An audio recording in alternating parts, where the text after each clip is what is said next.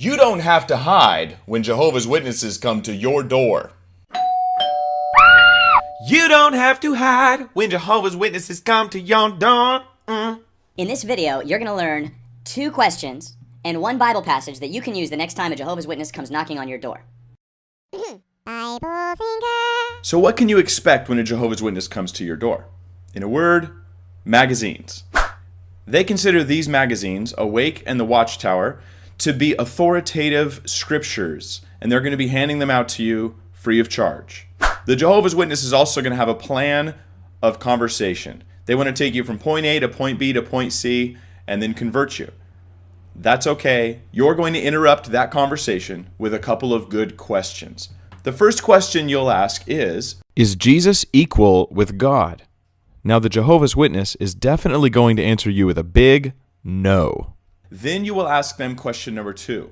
If Jesus was equal with God, what would that mean? It's important that you allow them to answer this question.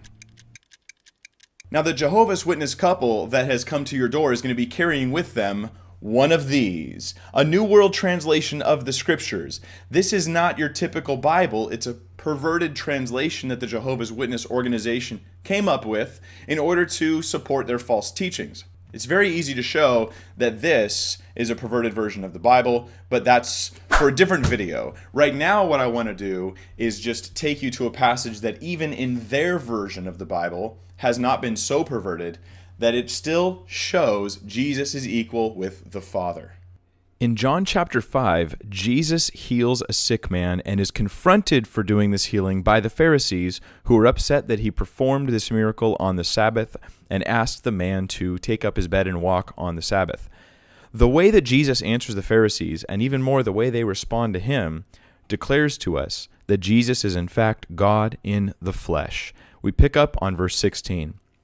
So on this account, the Jews went persecuting Jesus, because he was doing these things during the Sabbath. But he answered them, My Father has kept working until now, and I keep working. And in case we didn't know exactly what he meant by that, well, verse 18 reveals it. On this account, indeed, the Jews began seeking all the more to kill him, because not only he was breaking the Sabbath, but he was also calling God his own Father, making himself equal to God. Now, this doesn't say that it was the Jews' opinion that Jesus was making himself equal with God. This is John's commentary declaring, in the New World Translation, that Jesus was, in fact, making himself equal with God.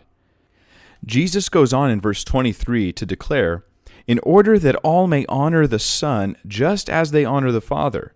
He that does not honor the Son does not honor the Father who sent him. So they are not only equal in the sense that Christ is declaring himself God, but also he's asking that he should be worshipped as God is worshipped, equally so.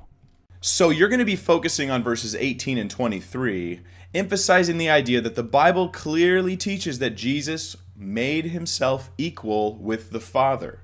You'll remind your Jehovah's Witness friend that they know that this equality with the Father means the deity of Christ, which is why you asked those 2 questions to start with.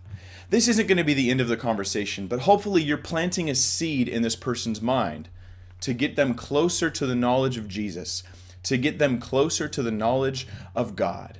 And so you will leave them with this rock in their shoe, with a seed for their thoughts, something that they can't reconcile with what they've been taught. So there's 2 questions and 1 Bible passage that you can take your Jehovah's Witness friend to the next time they come to your door. Next time you hear a knock on the door, I hope you're ready with some good information for that person, because they may have come to evangelize you, but you can give them some great news instead.